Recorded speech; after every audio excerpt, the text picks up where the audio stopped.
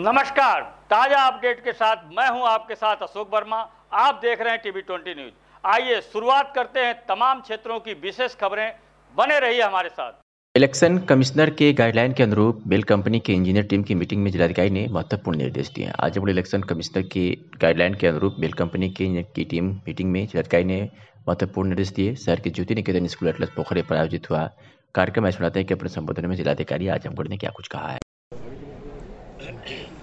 Sir, पहले तो ये प्रशिक्षण वाले जो आपने जो आज यहाँ पे चल रहा है कंटिन्यूटी और चुनाव को लेके उसको सफलता से वो करने के लिए जो आपने ट्रेनिंग करा रखी है उसके बारे में थोड़ा बताएं। और देखिए, ये हमारे वहाँ पे प्रशिक्षण प्रारंभ हुए 3 दिन हो गए और इस बार प्रशिक्षण में विशेष व्यवस्था ये कराई गई है कि हर एक पोलिंग पार्टी स्वयं ईवीएम्स को खुद अच्छे से हैंडलिंग करना सीख ले, जिसके लिए प्रत्येक पोलिंग पार्टी जब ईवीएम का स्वयं हैंडलिंग करती है तो उसकी वीडियो बनाई जाती है और उस वीडियो को एक सेंट्रलाइज कंट्रोल रूम, जिसको एडीएम साहब डिप्टी डीओ खुद मॉनिटर करते हैं, उसके हिसाब से उसको वो लोग वीडियो भेजते हैं और जिससे ये उनके अंदर भी एक कॉन्फिडेंस आता है कि हमने सही चीज़ किया। और सभी पोलिंग पार्टीज़ के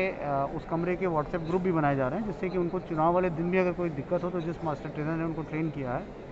वो उनके संपर्क में भी आ सके। तो बहुत अच्छी तरीके से ये ट्रेनिंग यहाँ पे ऑर्गेनाइज़ कराई गई है और मुझे विश्वास है कि बहुत अच्छे तरीके से हमारे सभी कर्मचारी मतदान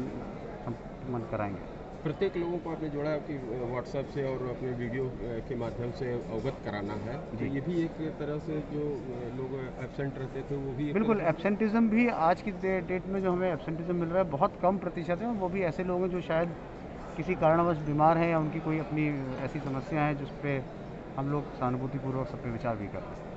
अचानक जो समस्याएं आती हैं या लोग शिकायतें करते हैं कि पर्ची कुछ निकल रही है, इसका भी हमने देखा आपने बस। हाँ, देखिए, बहुत स्पष्ट आयोग के निर्देश हैं और क्योंकि जो ईवीएम्स की तैयारी की जाती है बहुत ही पारदर्शी तरीके से सभी कैंडिडेट्स के सामने ईवीएम की पूरी सेटिंग की जाती है, तो ये पूरी फुल प्रूफ व्यवस्था है, इसमें कहीं पर भी चूक होने की कोई संभावना नहीं है। तो जो भी व्यक्ति आरोप लगाते हैं वो अनर्गल किस्म के आरोप होते हैं, उसके पीछे कोई तथ्य नहीं होते और आयोग की गाइडलाइंस में हर एक आरोप को किस तरीके से पारदर्शी तरीके से उसका खंडन किया जाता है, वो आज मैंने पूरी प्रक्रिया बताई है कि अगर कोई भी एजेंट या कोई भी मतदाता इस प्रकार के आरोप लगाता है कि ईवीएम में गड़बड़ी है तो उसका पूरी व्यवस्था है और गलत आरोप लगाने वाले के विरुद्ध भी दंड का प्रावधान उसमें दिया गया है। तो मेरे सभी कर्मचारी इससे अवगत हैं, बहुत ही कॉन्फिडेंट है, बहुत अच्छे से चुनाव कराएंगे। अच्छा सर, 7वें चरण में चुनाव है, पूरी तरह से चुनावी मूड में आ चुका है, किस तरीके की और भी तैयारियां हैं और जो अब की बार नहीं रही? देखिए, अब सबसे बड़ा हमारे लिए चैलेंज है कि आजमगढ़ में अभी तक 55-56% से ऊपर वोटिंग नहीं हो पाई है और इस उत्सव में हर मतदाताओं को बाहर निकलना बहुत ज़रूरी है और अपने मत का अधिकार का प्रयोग करना अत्यंत आवश्यक है। तो किस प्रकार मतदाताओं को असुविधा ना हो और उनको उनके बूथ किस तरीके की और भी तैयारियां हैं और जो अब की बार नहीं रही? देखिए, अब सबसे बड़ा हमारे लिए चैलेंज है कि आजमगढ़ में अभी तक 55-56% से ऊपर वोटिंग नहीं हो पाई है और इस उत्सव में हर मतदाताओं को बाहर निकलना बहुत ज़रूरी है और अपने मत का अधिकार का प्रयोग करना अत्यंत आवश्यक है। तो किस प्रकार मतदाताओं को असुविधा ना हो और उनको उनके बूथ का पता चल पाए, तो उसके लिए बीएलओ पर्ची, वोटर स्लिप एक बहुत बड़ा कारगर हथियार है।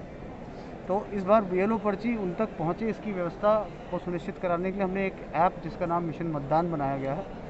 उसके माध्यम से बीएलओ पर्ची वितरित कराई जा रही है। उसको मॉनिटरिंग कराई जा रही है कि